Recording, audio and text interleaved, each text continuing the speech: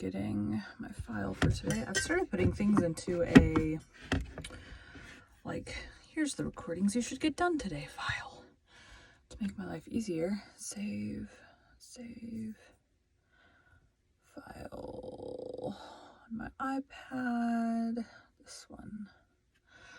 That way, I kind of have an idea of like how long I'm going to be recording that day. Because I used to just like go into it having no idea how long the chapters were. And then what would happen is it would end up being longer than I had time for. So now the way that I'm doing it now, I have an idea of how long this is going to be so I can get it done. I'm just directing the recording device to my, dang it, close.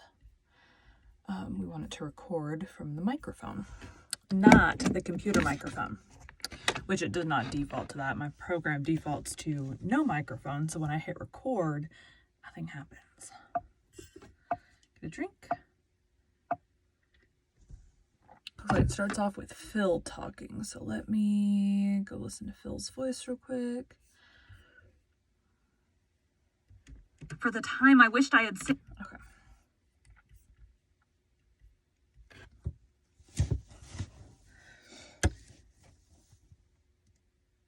Chapter 35.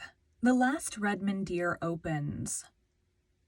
Here we are, all back again, nicely sunburned and rejoicing as a strong man to run a race, said Phil. Nope, that was not right. Chapter 35. The last Redmond year opens. Here we all... Oh my... I gotta scroll back. I'm having trouble with this first line. Chapter 35. The last Redmond year opens.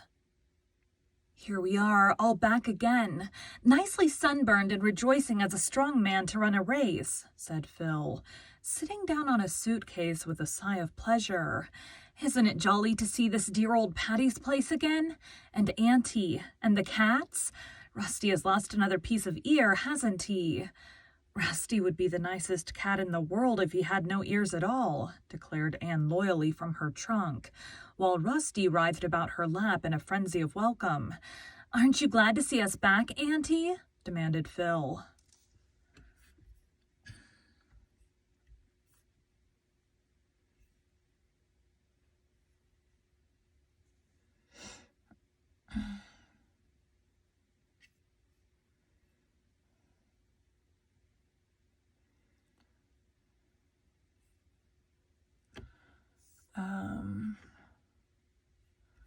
Why am I not seeing? You gotta put these like in alphabetical order or something. Stella, Patty, Phil, Stella, Patty, Maria, Aunt Atasa, Dora, Jamesina. There it is. But it doesn't have aunt. I was looking for the word aunt. Did Phil. Yes, but I wish you'd tidy things up, said Aunt Jamesina plaintively, looking at the wilderness of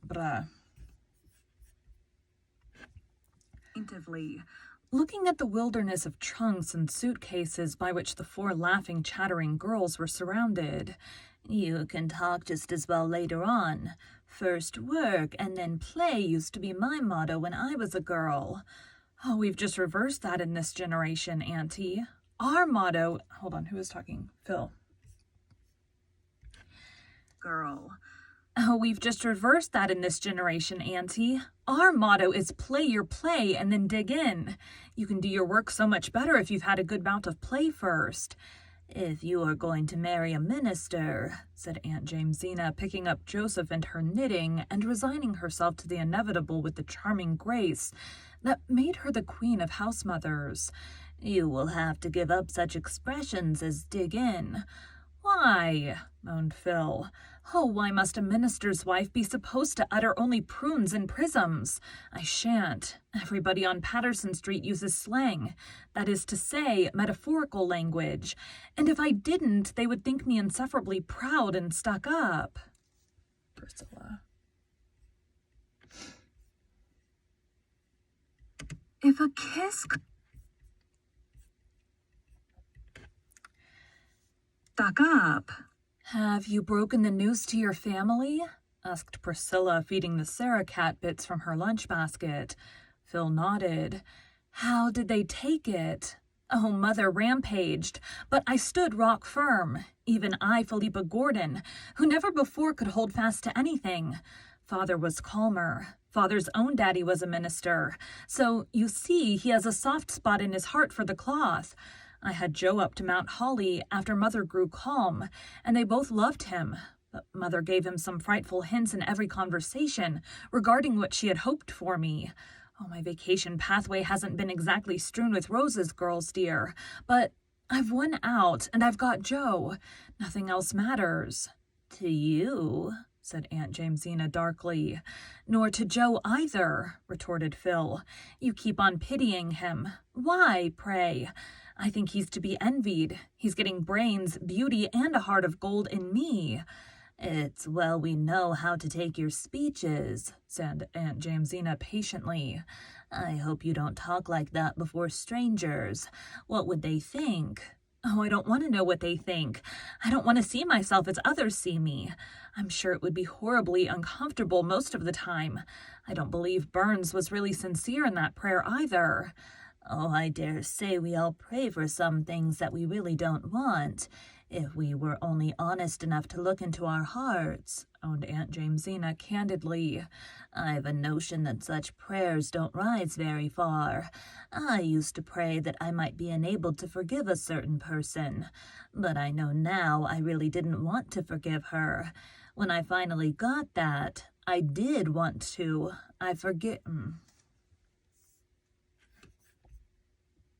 When I finally... Oops. Of her. When I finally got that, I did want to forgive her without... Of her. When I finally got that I did want to, I forgave her without having to pray about it. Stella. But I'm going to give it...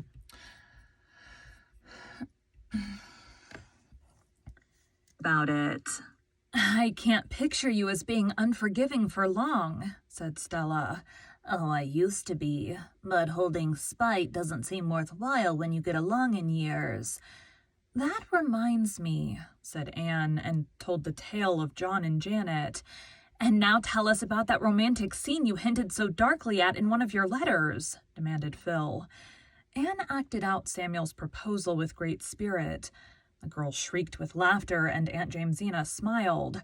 It isn't in good taste to make fun of your beau, she said severely. But, she added calmly, I always did it myself. Tell us about your beau, Auntie, entreated Phil. You must have had any number of them. They're not in the past tense, retorted Aunt Jamesina. I've got them yet. There are 3 old widowers at home who have been casting sheep's eyes for me for some time.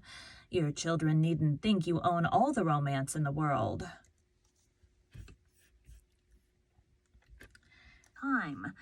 You children needn't think you own all the romance in the world. Widowers and sheep's eyes don't sound very romantic, Auntie. Well, no, but young folks aren't always romantic either. Some of my beaux certainly weren't. I used to laugh at them scandalous poor boys. There was Jim Elwood. He was always in a sort of daydream, never seemed to sense what was going on. He didn't wake up to the fact that I'd said no till a year after I'd said it.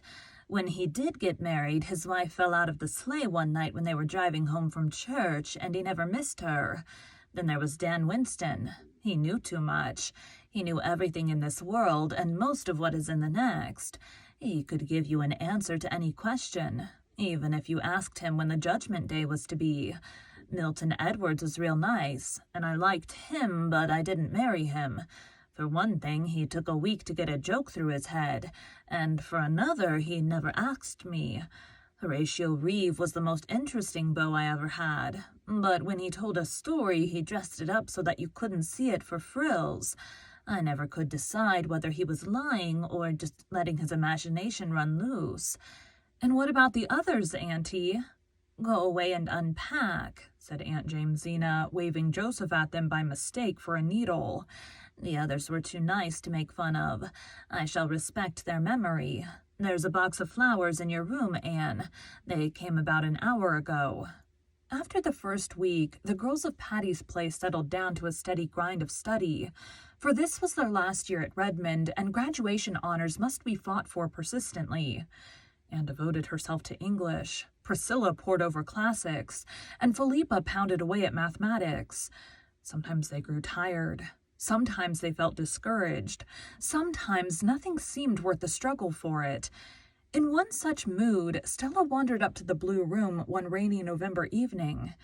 Anne sat on the floor in a little circle of light cast by the lamp beside her, amid a surrounding snow of crumpled manuscript.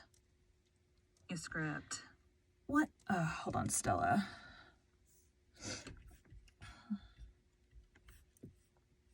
It's like, wait, who wandered up? But I'm going...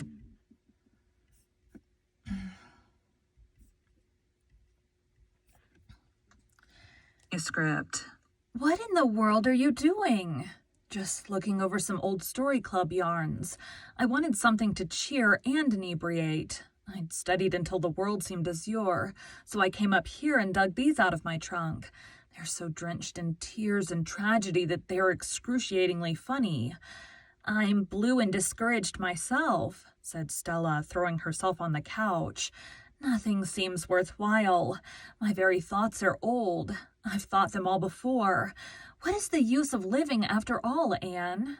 Honey, it's just brain fog that makes us feel that way. And the weather, a pouring rainy night like this, coming after a hard day's grind, would squelch anyone but a Mark Tapley. You know it is worthwhile to live. Oh, I suppose so, but I can't prove it to myself just now. Just think of all the great and noble souls who have lived and worked in the world, said Anne dreamily. Isn't it worthwhile to come after them and inherit what they won and taught? Isn't it worthwhile to think we can share their inspiration? And then all the great souls that will come in the future? Isn't it worthwhile to work a little and prepare the way for them? Make just one step in their path easier. Oh, my mind agrees with you, Anne, but my soul remains doleful and uninspired. I'm always grubby and dingy on rainy nights. Some nights I like the rain. I like to lie in bed and hear it pattering on the roof and drifting through the pines. I like it when it stays on the roof, said Stella. It doesn't always. I spent a gruesome night in an old country farmhouse last summer. The roof leaked and the rain came pattering down on my bed. There was no poetry in that. I had to get up in the murk midnight and chivvy round to pull the bedstead out of the drip. And it was one of those solid old-fashioned beds that weigh a ton, more or less. And then that drip, drop kept up all night until my nerves went to pieces. You've no idea what an eerie noise a great drop of rain falling with a mushy thud on a bare floor makes in the night. It sounds like ghostly footsteps and all that sort of thing. What are you laughing over, Anne? These stories. My stomach is making all kinds of noise right now. Stories. As Phil would say, they are killing in more senses than one, for everybody died in them. What dazzlingly lovely heroines we had, and how we dressed them. Silks, satins, velvets, jewels, laces. They never wore anything else. Here's one of Jane Andrews' stories depicting her heroine as sleeping in a beautiful white satin nightdress trimmed with seed pearls. Go on, said Stella. I begin to feel that life is worth living as long as there's a laugh in it. Here's one I wrote. My heroine is disporting herself at a ball glittering from head to foot with large diamonds of the first water. But what booted beauty or rich attire? The paths of glory led but to the grave. They must either be murdered or die of a broken heart. There was no escape for them. Let me read some of your stories. Well, here's my masterpiece. Note its cheerful title, My Graves. I shed quarts of tears while writing it, and the other girl shed gallons while I read it. Jane Andrews' mother scolded her frightfully because she had so many handkerchiefs in the wash that week. It's a harrowing tale of the wanderings of a Methodist minister's wife. I made her a Methodist because it was necessary that she should wander.